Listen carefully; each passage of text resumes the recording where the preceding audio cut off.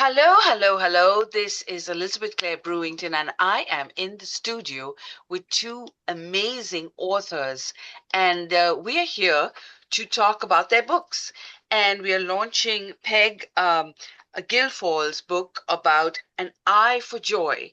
And then we'll talk about Sir Pigglesworth and his adventure series. So I'm going to first go the reverse of what I just said. I'm going to have JoAnn do a quick intro about Sir Pigglesworth, who all of you know, and he's visited me here in Goldsboro, and we've had so much fun with Sir Pigglesworth. And Sir Pigglesworth has been away from Brightside. They have been on several cruises, and so they are back from a lot of travel. So over to you, JoAnn. Please introduce yourself and tell us all about it.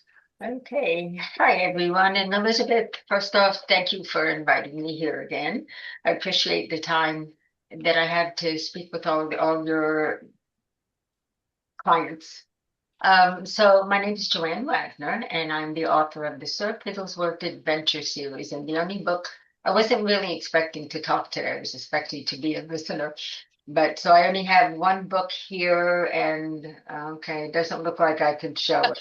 Well, we can see him on your lap, so that's okay. Yeah, there he is in the background there. So Yeah. he's talking with Mama Pigglesworth, who is me.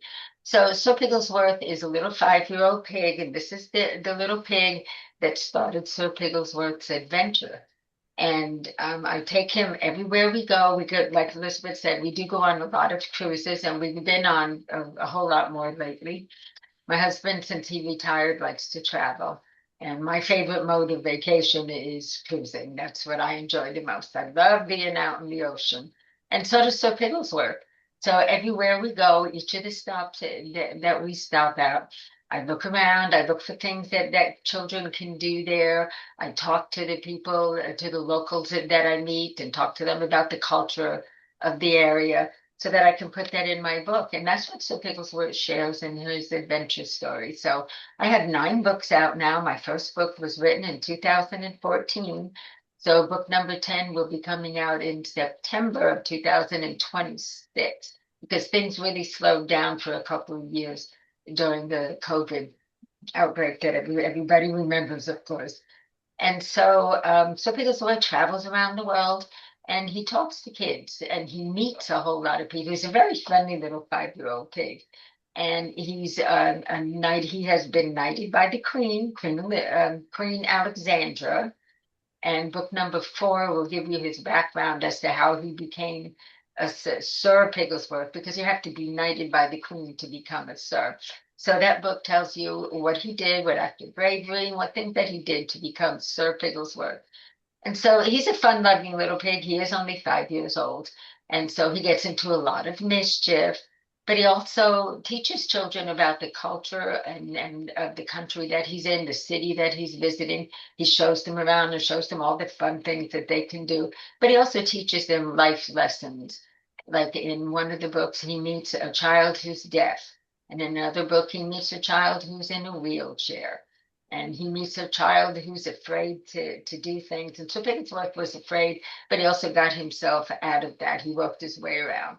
So but my favorite book is the book that I'm holding in my hand that you really can't see, but it's Sir Pigglesworth's Adventures in New York City. And that's my favorite because if you can't tell by my accent, which everybody says I still have, I am from New York City.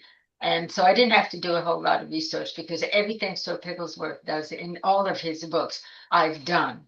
So everything he does in his New York City book, I did as a child growing up in New York City, which was back in the 50s and early 60s. It was a fabulous time to be a child in New York City. So anyway, my focus nowadays, I still just a couple of weeks ago, I was at a local library and talking to the kids, and I did a reading of, I believe it was the Bermuda book I did a reading of, and I passed that book to kids. But my focus has been shifted now, not so much from talking and reading to the kids, which I still do, and I thoroughly enjoy doing that.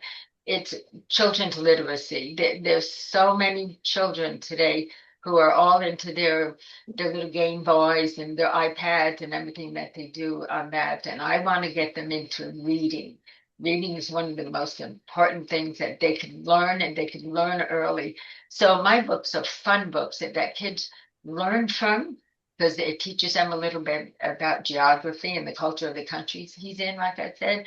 But it also he teaches them life lessons, but they're a lot of fun to read. The kids laugh and they love the illustrations. I have some great illustrations in these books, and each book has 35 full page color illustrations, and it really engages the child and gives them a chance to talk with them. It gives them a lot of opportunities to bring up questions about the book and talk with whoever's reading to them, be it a teacher, their parent, their grandparent. It gives them a chance to talk about it. But they're fun books for the kids to read.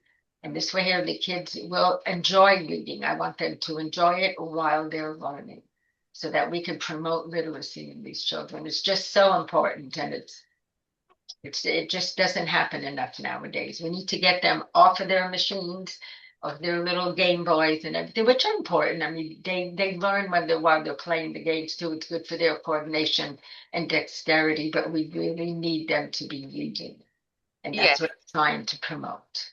And that's exactly what we promote on the show Mhm. is authors, so that when you start your library, you can actually say you met these authors. And so that's what we do here at Brightside. Oh, so thank you, JoAnn. That was really wonderful. That's Oh, awesome. thank Uh, you.